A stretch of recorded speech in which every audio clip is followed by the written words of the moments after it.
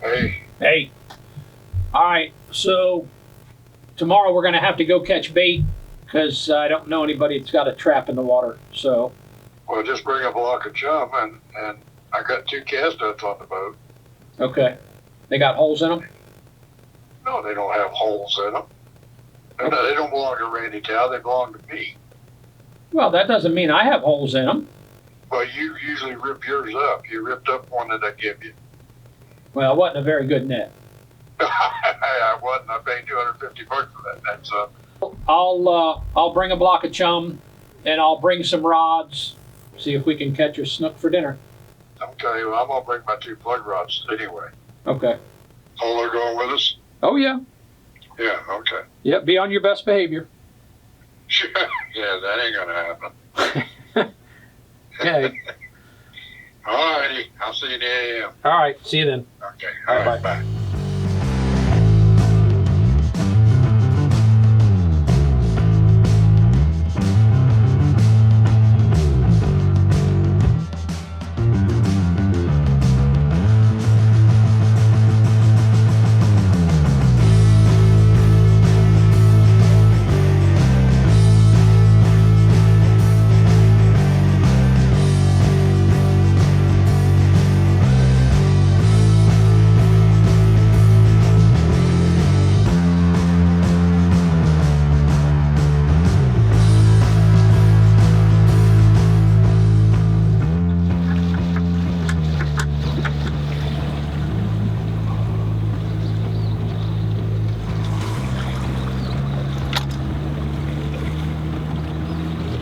So the idea of this is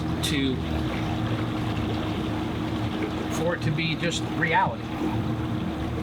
A couple of guys going fishing. We've done it enough. We know where they live. We know how to do it. And maybe it'll be our day. And we catch dinner, maybe it won't. Well, I hope it is. Well, of course, you always do. We share some stories. It's all about the adventure. He only fished with 5 of us. Fished with Jimmy and Cecil and Ralph and Clarence, me, and that was it. And was he just a fly guy? That's all he did. He fished a lot by himself, and he caught a lot of big bonefish. And that was his favorite. He loved the bonefish. What, do you have a Willie Roberts boat or something? No, he had a little Nova Scotia. Oh. Was Willie making his boats then? Yeah, Willie was building. I had a Willie boat then.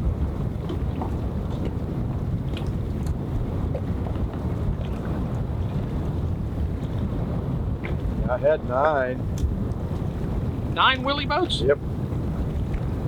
So you didn't do anything different 100 years ago than you do today.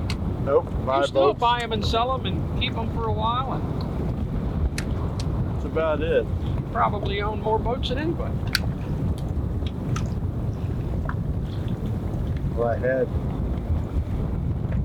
8 shy boats. Well, you had a little more going on with that, I can get it, but back in the day with the Willie boat, that was the only game in town, right? That was it. And especially for a local boat, because they were built in Tavernier, right? No, they built in Almirada. Ah. Right where Caribbean is. No kidding. Just made them out of a jig, plywood. The Willie boats? Yeah. Yeah, they're built on a jig. Probably no CNC router back then. That was all hand cut with a jigsaw.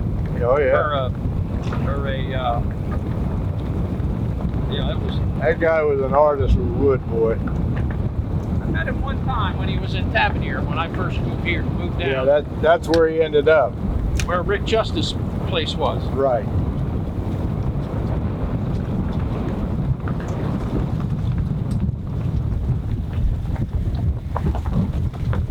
You know, you sit back here, and it's, you know, it's such a vast area.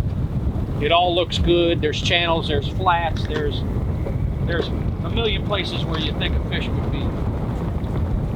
And it's really interesting how over the years of coming back here, where you did it, you didn't have technology. So the only way you knew what was where was to actually go and physically look for yourself. And I'm sure you probably spent a lot of time looking around that you thought might be good that didn't have anything. Well, that's true. You can check a lot of places. But I guess you find things to look for. You look at, areas where the current's coming right, the wind's right. You take in certain factors, and it narrows the mystery down. Well, you were talking about technology. We back in the 60s, every now and then we get a foggy day, and it would get real heavy, and we'd leave the dock and run over here in the fog and fish anyway.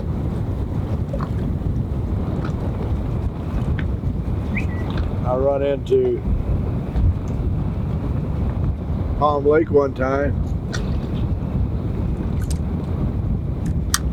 Were you trying to go to Palm Lake, or that's where you ended up? No, I was trying to go to Palm Lake. And me being a smarty. You? Yeah, I let out a yell. I said, "Is anybody home?" And Cecil said, "Yeah, if you'd have come another 10 feet, you'd have run right over me." Wow. And I looked I got down on the gunnel and I looked under it, and he was sitting right next to me. And you were running, you stopped there, you had no idea? I had no idea he was there, and he had no idea, or he had an idea I was coming. Because he could hear you. Yeah. But he was just hoping I was stopping. So you leave from Islamorada, Palm Lake's, what, 18 miles? Yeah, about that. With no navigation at all, and fog. Fog is not easy to run in. No, it's fog not. is a different ball game. And to go past these islands and channels and flats and everything is pretty remarkable to be able to navigate through like that. Well, one day, a few years ago, I didn't have a plotter on the skiff. And I took off from Islamorada, and it was foggy as all get out. Little David had left before me. He had a plotter, and he ran to Palm Lake. I ran up into Palm Lake, and he looked at me and he says, "Plotter working good this morning, huh?" I said, "What plotter? I don't have a plotter." He said, "How'd you do that?" I said, "I don't know, I just did it." That's all you could do is go. You follow the banks. Right. You heard the story about Captain Brown, right?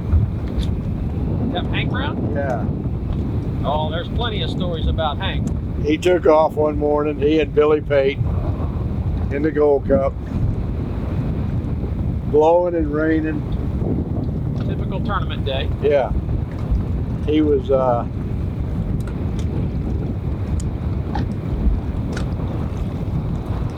Bring that thing over here. damn, I was trying to get a hold of it. We got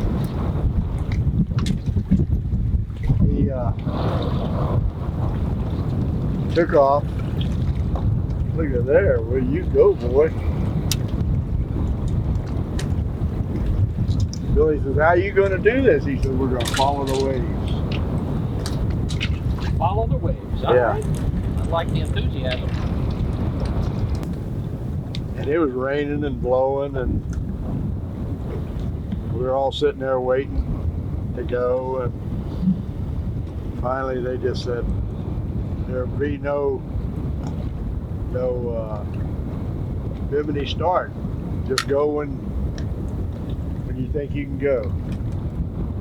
So off we go. Hank says to Billy, "We're going to follow the waves."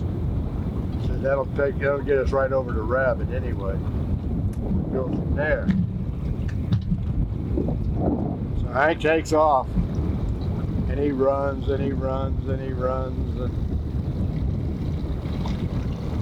all of a sudden, there's an island in front of him. And his lead wouldn't bite him. And he says, I don't know what happened. And he's telling the story that afternoon, and Cecil stood up and he said, you dumbass. He said, the wind changed. Nice. Just like that, he was following the waves. Right? He kept following them, and the wind was changing the whole time. You know how they can do in one of those fronts.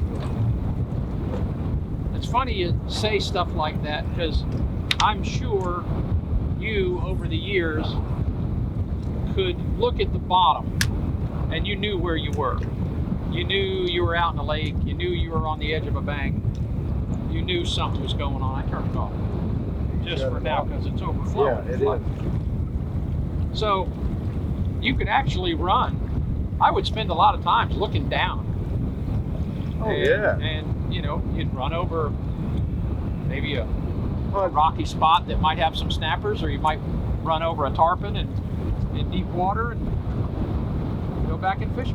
That's like the other day when you and I were out in the skiff, and I was telling you about Cecil running across those tarpon between the bridge and Buchanan, out in the lake out there.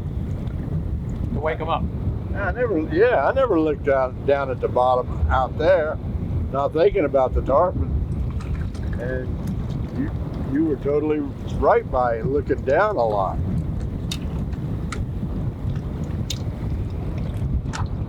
Well, especially if you can see, you know. Interesting thing about tarpon, you know, when they come out of that Gulf and they're coming into Florida Bay, I'd love to see an aerial picture of that whole mass of fish, the way they slide in down near the bottom, across all the dark grass. You know, you wouldn't know anything at the surface, but looking down on the bottom, I'm sure it's a parade of fish coming through. Oh, yeah. And that's how they end up in here, in Rabbit Key Basin and Man of War and Buchanan and all of these places. I mean, they come from somewhere and they get in those areas. And we go the next morning thinking, well, maybe they might have moved in, and sure enough, here they are. And there's nothing more exciting than pulling up to a spot, seeing those fish rolling, or seeing that wake coming, knowing that it's a string of hungry tarpon.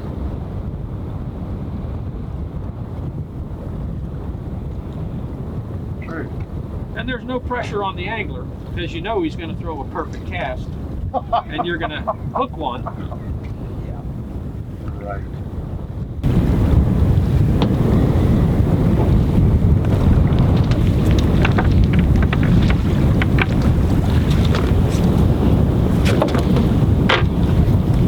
I ain't gonna show you how it's done because our farmer ain't gonna get it done.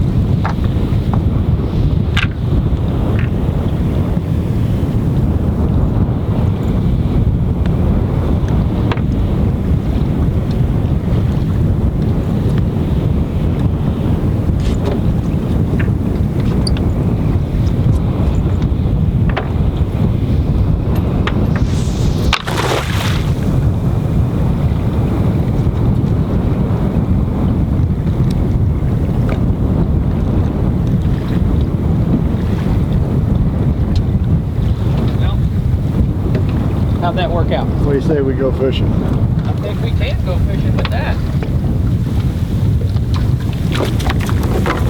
Got a bunch we got to throw back, but Yeah, let's weed out some of those mangrove snappers, but I think we probably got another, watch it, 6 or 8 anyway. Good job.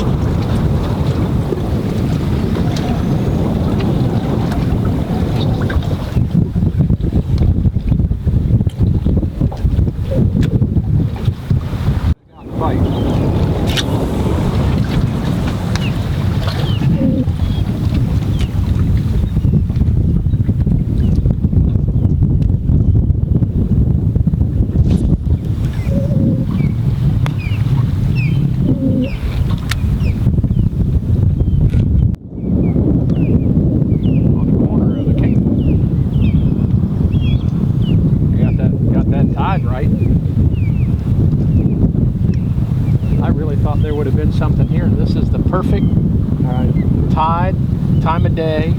But one thing you don't have here, son, you don't have a lot of current. Yeah, I see that. Usually it takes a lot of current here. Well, you got the wind a little more out of the southeast than you would the east. Yeah. I mean, there's current, but it's not ripping. Like, I know what you mean.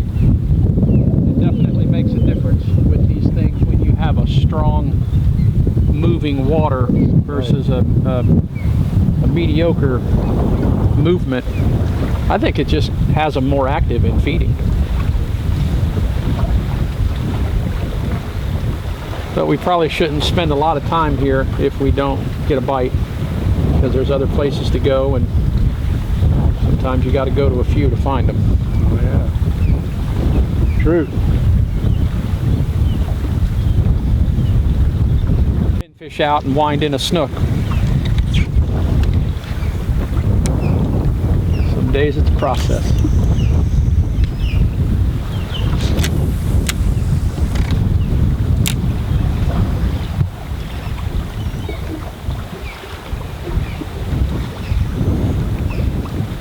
You didn't throw it over there, did you? No.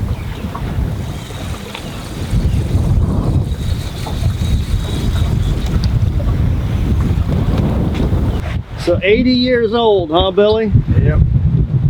Seen any changes? Yeah. A lot more boats.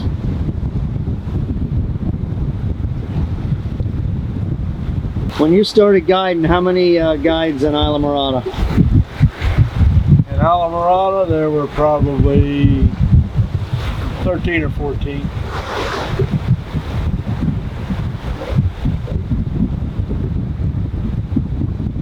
A guy asked me that one time. You remember that guy that fished with David Boris in the tournament? He lived at up there at Snake Creek, back in there, and I forgot his name. He was alright. He did some stories. He was doing a story with me on bonefish, and he asked me how many guides, and I said about 12 or 13, something like that. He said, well, how many are here today? I said, well, still 12 or 13. He said, what do you mean? I said, there's still 12 or 13 real guys. There's a bunch of assholes. He didn't like that at all. But anyway, it is what it is. No, when you got a guy like the old guys like my Uncle Dixie and my dad, Jimmy Albright, Buck Stark, and Cecil. When you got those kind of guys that you're growing up with, you know, that you're looking up to, those boys were real. That's like the night of the induction for the IGFA. All I could do is just look around that room, and you knew there was a room full of talent. And that's what I said. Did I say? There's a room full of talent. And you're looking at guys like Gary Stu and Pete, Peter Wright, Peter Briscoe, all of those guys. RT and a whole bunch of other younger guys that are doing the same thing, that are as good as the older guys are. If that isn't a room full of talent, I'll eat your hat. And that's about all I could say. It was just a room full of talent. Talent from all over the world. You know? And fortunately, I had the privilege of fishing with a bunch of them. With Peter Wright. I never fished with Peter Briscoe, but I fished against him in the islands. Fished with a lot of those boys, against a lot of those boys in the island. The Steris boys, and All of those boys are all gone now. They're all gone. You'll look and say, well, I remember when we were the youngsters hanging out with the old timers. Now we're the old timers hanging out with the youngsters. There's a lot of youngsters in this game today that I wouldn't give you 5 cents for. And you can print that on the front page of the New York Times.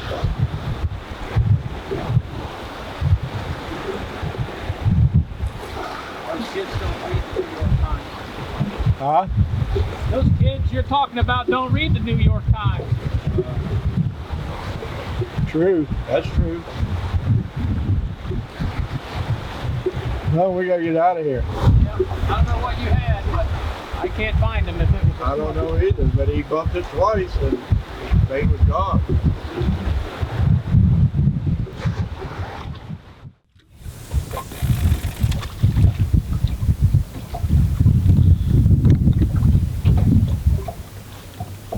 So now's a good time. What was the story with Homosassa? Because you certainly were there when that whole thing got started and that fishery was discovered. And I'm sure the stuff you saw was just never to be seen again. But you've got a story of what you did when you weren't fishing to these poor little monkeys that... Oh, Monkey Island? Monkey Island it is. Well, did the monkeys live on the, I mean, they just swam out there? no, they lived on it. Oh, shark.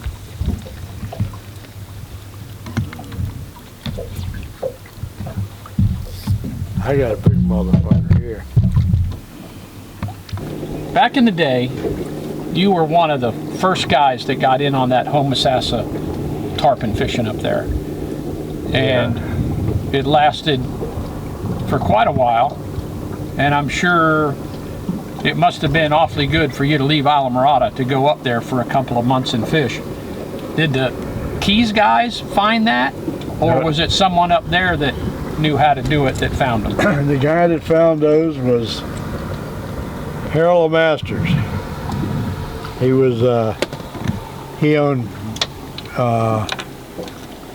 mirror lure. And all the first fish that were caught on mirror lures over there. Right. And So he wasn't a fly guy, he was a... he was a plug caster, yeah. Right. And he was the one that found it. That, well, they always, all the old commercial fishermen always knew they were there. But They were a nuisance to them probably because they Yeah. were doing something else. yeah, they were a pain. And then after LeMasters, which was a friend of Freddie's, Archibald's, and he goes up there with Harold, and oh man, we can throw a fly at these things. You know, I looked at him and says, I don't throw flies, I sell mirror lures. But Freddie would fly fish. Yeah, the first year. And then he went one more time, and then I went up there with him. Met him up there. He told you about what was going on. You got to see this. You're not going to believe how many tarpon. Right. And the very first, I'm trying to think,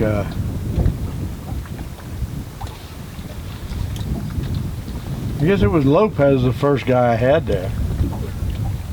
And here's all these boys out there running around with electric motors, and I'm out there pulling this great big old boat around. And the first school of fish we found when we went down the river, the first school of fish we found was at a place called Chesawiska Point. It was past that, we called it the Black Rock. And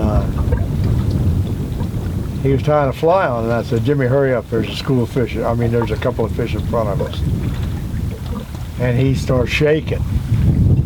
I said, Jimmy, just take your chance. It's more than I can count. Well, when the sun came up, we had broke off 5 by grabbing the leaders and popping them off by the time the sun got up high enough. When the sun got up high enough, I looked around and we were not throwing into a daisy chain, we were an inside throwing out. That's how big the daisy chain was. Huh. It probably had 2,500, 3,000 fish in it. And were there other guys doing it? No, there was nobody there that morning. You had it all to yourself. Oh yeah. And then the skiff started coming out a little bit later. And from that time on, it was just, if you didn't jump 20, 25 fish a day, that was a bad day. Wow. You know, Sight fishing, and they were all big. Yeah, and almost all daisy chains or strings. Right. One or the other. And you move down in the morning, that was a black rock. That water was always dark. You move down in the morning. So there wasn't white bottom there like we have here. You were on darker bottom. No. Wait a minute now. You move down in the morning to a place called Oklahoma. Right. Oh wait. It was had some rock spots on it, but it was a lot of white sand. And you moved down to there after you left Black Rock. Huff went up there before I did. Really? Yeah, I forgot about him. Him and you know, the big boy there. Trying to think of his name. He fished a great big old guy. He fishes with Timmy some now. Oh, Evans. Evans. Yeah, Tom. And they started fishing the year before I did. And he was the only one, and he had it all to himself. You know, him and Fred. And Steve was a polar, so he would probably push that boat from sunup to sundown. Oh yeah. Yeah, he didn't, I don't think he had any electric motors at first. And that became essential because the water was deep and it was hard to get on those fish poling. Oh, there you go.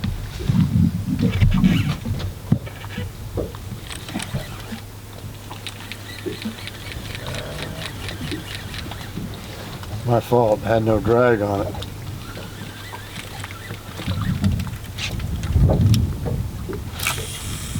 So far my dinner's not looking so good. Hope you get it together. And so when you'd come home, when you'd get in the afternoons, I'm sure we go straight to the bar. Right.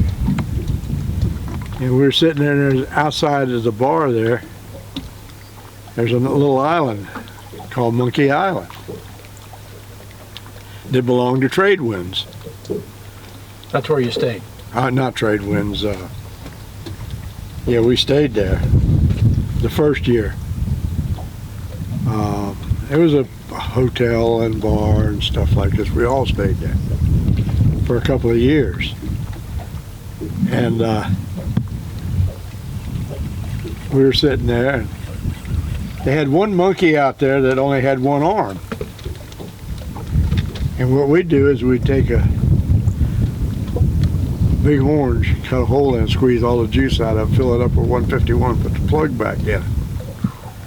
Fire that thing out on there, and old one-armed Jack would get it. And he'd eat it. And he'd be sitting up there in the tree just swinging around like this, looking around. Fire another one over there. And old Jack would jump for the rope, but he put up the wrong arm. Splat, down on the ground he goes. So we're sitting there one day, and these 3 or 4 little old ladies were sitting there looking out the windows at the monkeys.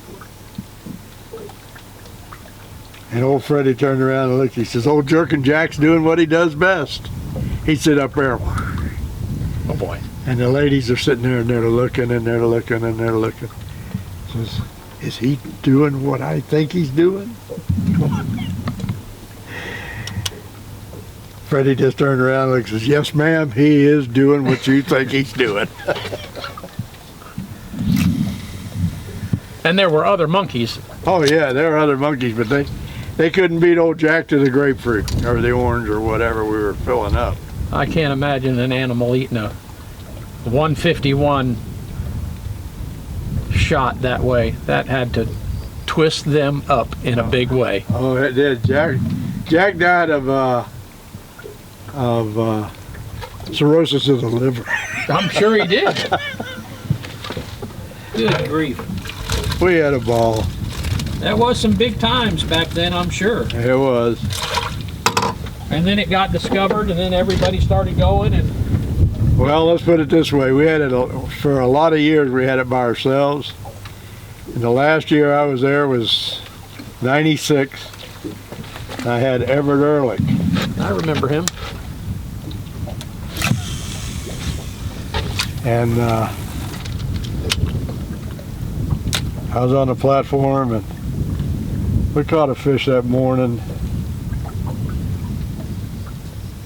And boy, the boats were there. I stood there on the platform and counted about 50 to 60 boats right around me. Wow. And I looked at him and I said, Ev, this is my last time, buddy. He said, Bill, it's mine too. We'll go to Almirada. Probably have it all to ourselves. Yeah. We came back to Almirada the next May, fished in Almirada, and we had it. It was great. Well, that's the kind of stuff that if you weren't living that moment and that time, you will never see it. Oh, that's right. That's so, you know, you try to explain to these young guys. You got him? No, I was just hung on the bottom.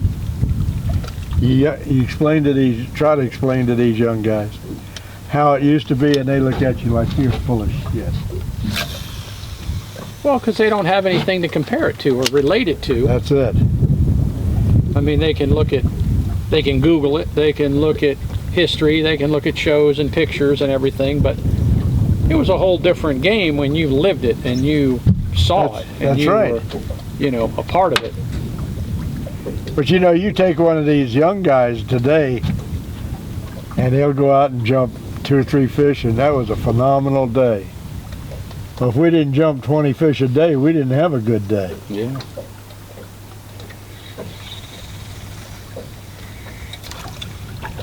But that's...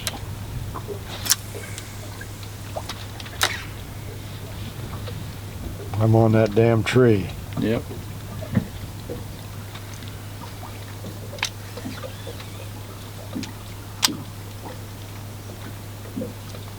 A big old tree right there. Did Eddie go to Homosassa? He went 1 or 2 times, that was it. Uh-huh. And Bill Curtis went too. But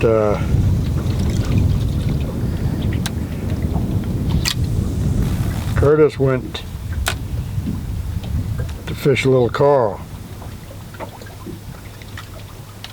one time, and he hooked a real good fish, and the fish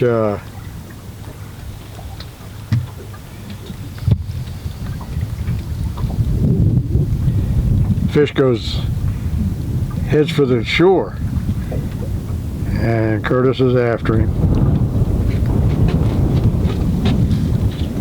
and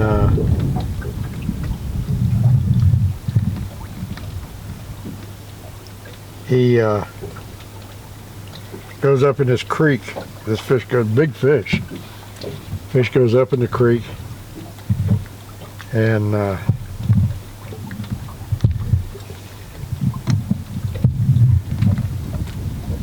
he's got nowhere to go now. He's got to come out. And Carl says to him, Bill, gaff him when he comes by the boat.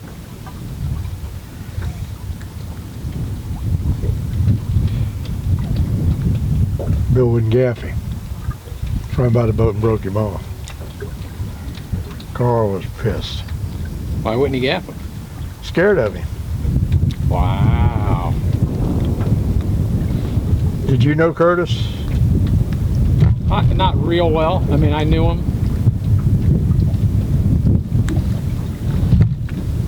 I think there were a few people that had those opportunities with giant fish that wouldn't gaff them. I had 3 of them. Azo tells a story about Lee Baker not gaffing his, and Azo had a, you know, he felt well over 200. We taped 3 over 200. Oh yeah? I taped one with Bo over 2. Fish laying right there, just laying on his side. Could just put a lip gap in him, put him in the boat. You didn't want to kill him? You wouldn't kill him. I said, that's fine. And Doc Chambers.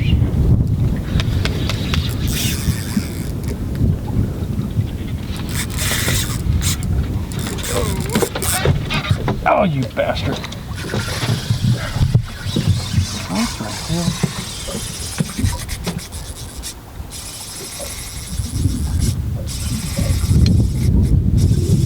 God, that's sharp. You got the exotic shit eater, son. Yeah.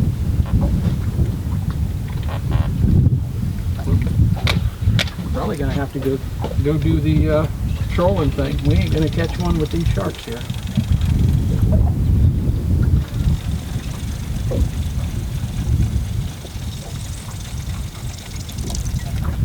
Okay. You want to put a plug on and go trolling on that? You bring some plugs? Yeah. We ought to go do that while we got tide. We can do that. All right.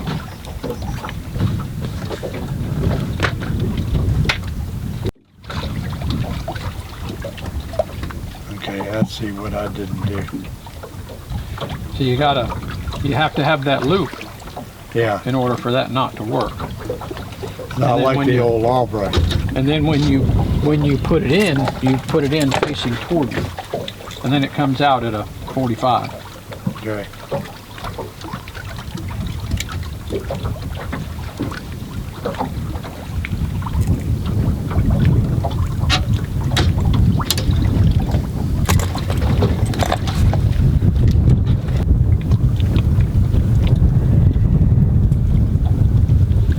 What's your favorite boat? All these boats you've had.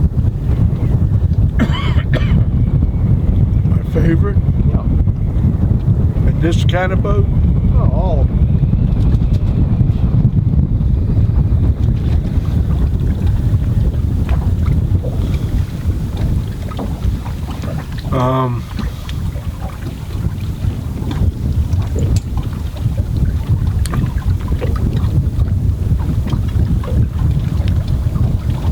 I never had a bad one.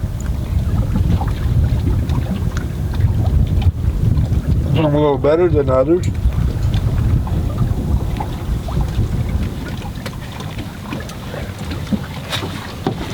Ready to roll?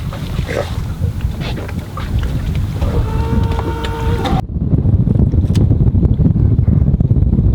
Well, I can tell you this. I can remember moving to the Keys. So in 1981, probably here 6 months, put a little rod shop together on Industrial Drive. Yep. Now this goes to each other, and I met you through him.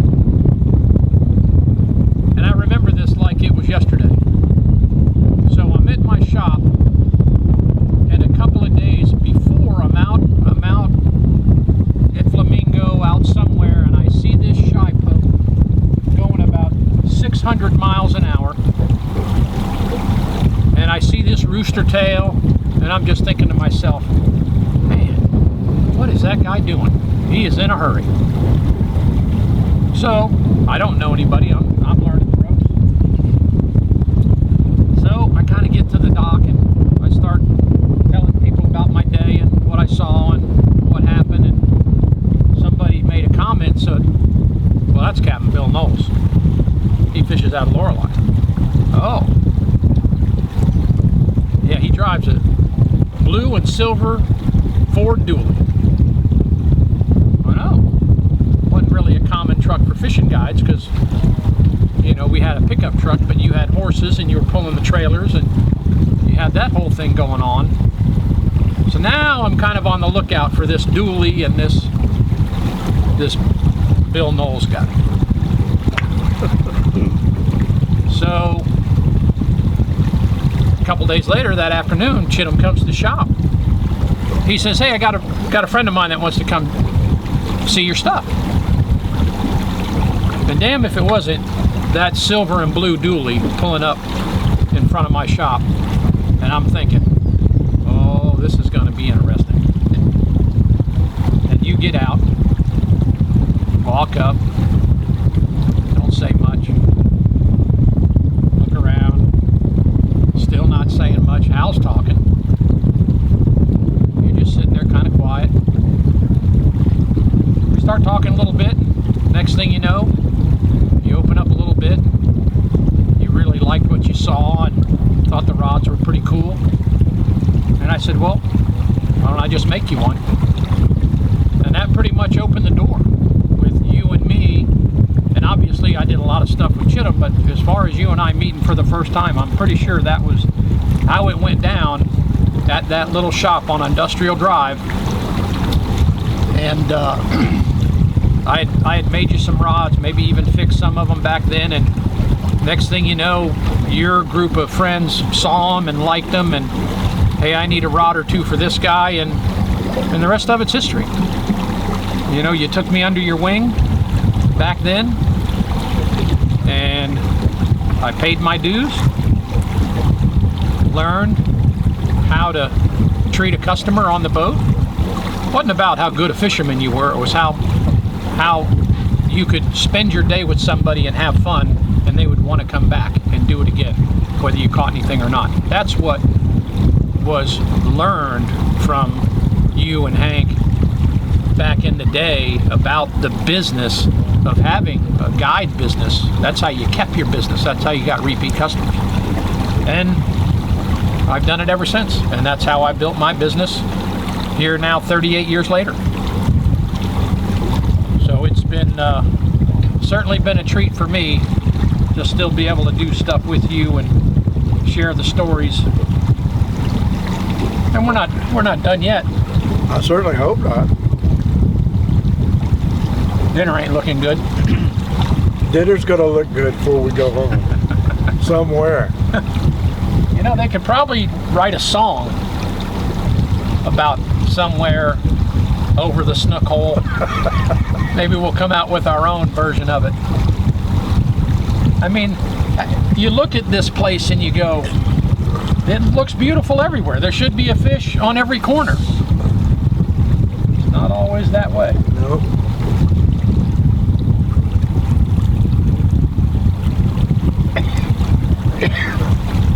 I did see a tarpon.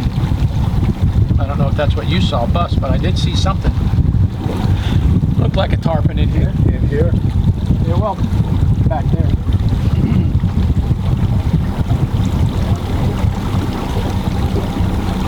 My parents had come down to visit me, and we went to Steve's Barbecue. You remember Steve's Barbecue? Yep. And I had gotten up to go use the restroom, and you had come in, and I think I'd said hello. You must have seen where I was sitting. And when I came back, I was a little nervous because you were sitting in my seat. And I kind of stuck around the corner, and I listened, and you were just telling my parents how, you know, I was sort of doing all right at this, and I had become one of the boys. And Hey. my father passed away not too long after that, and I always remember that, you know, sitting there listening to you for a little while, and, you know, you just telling them that I was all right. So I want to thank you for that, because it's always one of those things I remember. When I think back of my dad, I think of that, because it wasn't too long after that he passed. Well, that's unfortunate, you know, that happens to everybody. It really killed me when my dad died. But I didn't lose it all. I had 3 really, really cool girls cool boy. And he's been hanging out with me ever since. That's a lot of years ago. From that little hole in the wall in Industrial Drive. One day his father walked into the store on Plantation Key, his real dad. And he says, "Hi, I'm your dad." He says, "No, you're not. My dad lives down in Alvarado." And that was the end of it. He didn't have any time for him when he was young. He didn't have any time for him when he was old. And I don't blame him there at all. Well, some people go their life without a father figure. The real father's not there, or maybe something happens, and biologically there's one way of looking at it, but it's what people do and how you're treated, and the things you share together, and just the compassion toward one another is what means a lot. And I think a lot of that gets taken for granted with people who think it's, well, you're not really biologically my parent, but it's there's a lot of that going on, and it really is about the person. I've always felt like you were a father to me from the get-go. We were friends, but I respected what you told me. Didn't like some of the stuff you told me sometimes, but A lot of people do. you had only the best intentions, and that's what you got to understand and learn over time, that people that care about somebody really are looking out for them. May True. not be what you want to hear sometimes, but in the end they might be a little wiser than you are. So it certainly pays to pay attention and appreciate that. Well, that's true. It is very few times that, three friends can jump in a boat, all do the same kind of fishing, and go fishing together. We're out here, another world, no dinner. We're eating turkey dogs right now.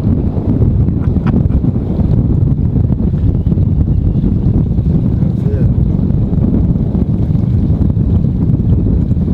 Tell you what, son, let's go up to that hole. We're going to run up to it.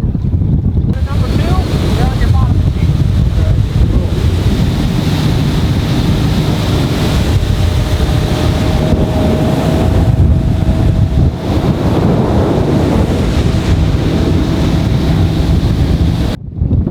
All right, Billy, what you got, buddy?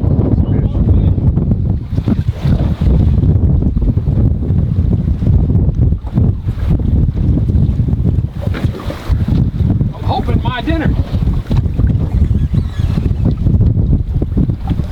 Is your ass on this end of the rod? It don't matter. Yeah, it does. How do you figure? Well, I got to see your arm. Okay, then you get it. All that? Laid it that way.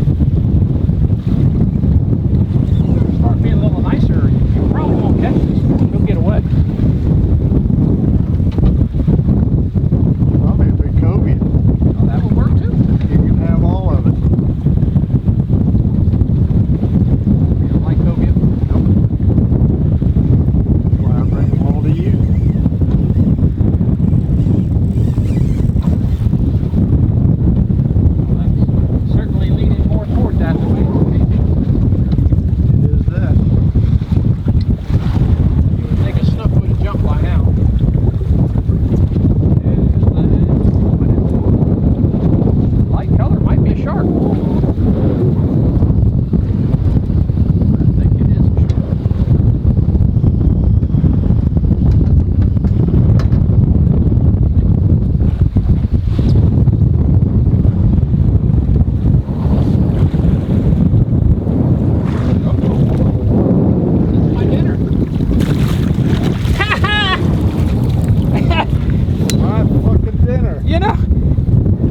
finally catch one, and guess what? It's too big. It's gonna be too big. Ah. To the center. Or you gotta pinch the tail. Pinch the tail. Yeah. All the way to the tip. Well, yeah, end to end. 36. 36? Yeah. Okay, well.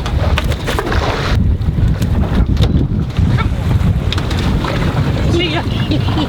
He said, fuck you. All right, well, at least they exist. Good job. Maybe there's another one. I hope.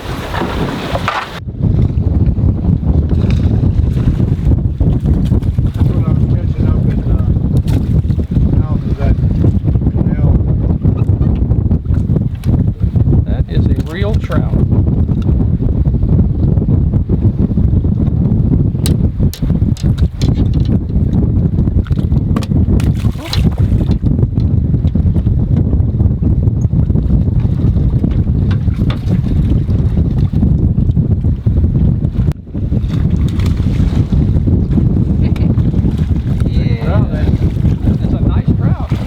When they're eating pinfish, they're good size.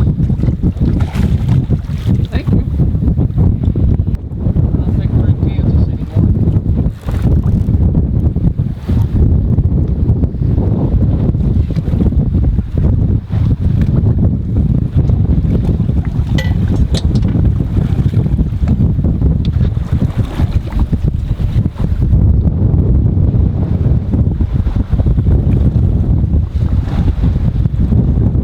This time. Probably a trout.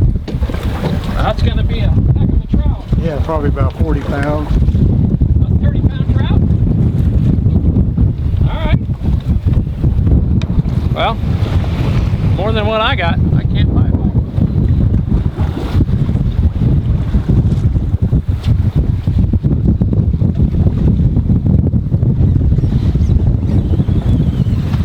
Lots of cobia there. I definitely just saw I seen that too. Go buy whatever you got. You might have a cobia on.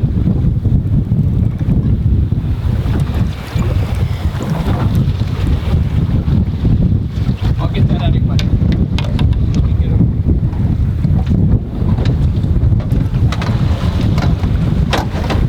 I think you're right. I think this is a cove here.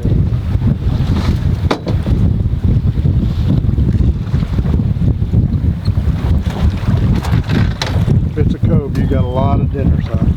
Alright. I like cobia. I don't discriminate.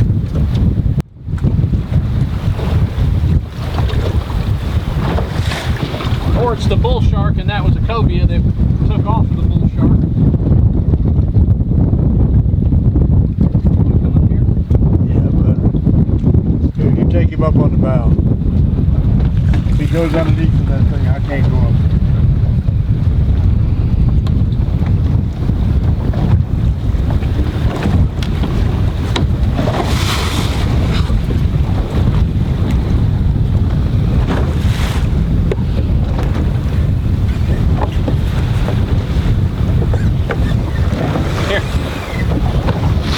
Go ahead. Kick his ass. See if it's a boat.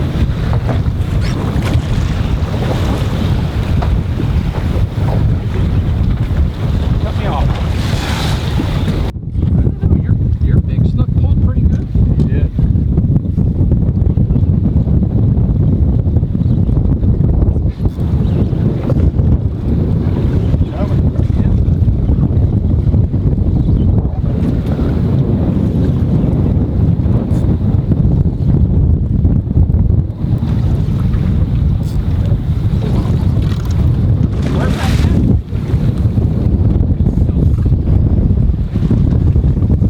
How's that net working out?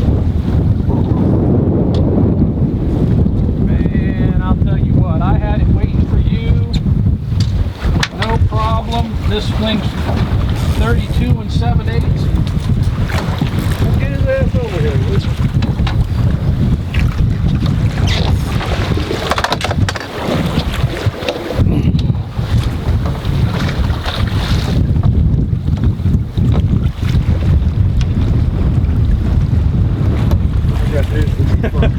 He's too big too.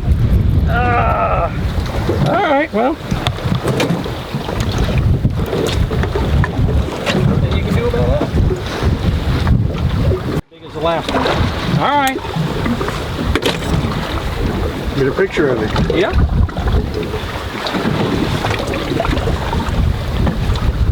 You ready?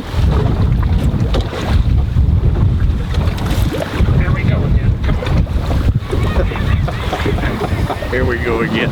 So how many days do you go snook fishing, you catch two 36-inch snook? Not a lot. Can't even catch dinner. It figures we're hungry and we gotta let them go. I know it. But pretty hard to beat. That's it. Let him All swim. right, swim another day. Shall we stay a little bit longer? Well, maybe it's worth it, you know? Snook action, boys. Snook action. Usually too big is not a problem.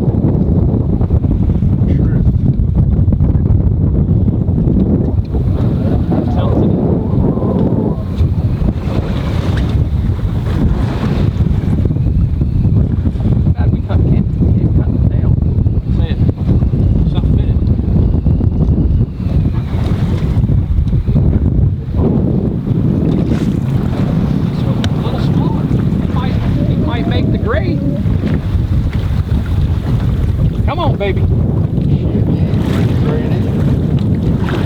He's bigger than the last one.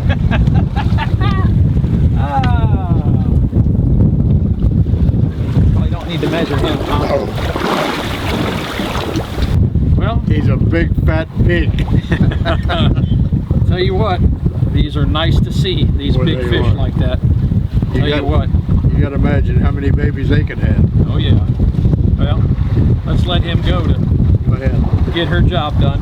Let me get a picture, boys. Hold on. Well, Billy, like you always said, you wake up in the morning, you pay your dues. That's right. Yeah, all you can do is go out and catch big ones that you can't eat.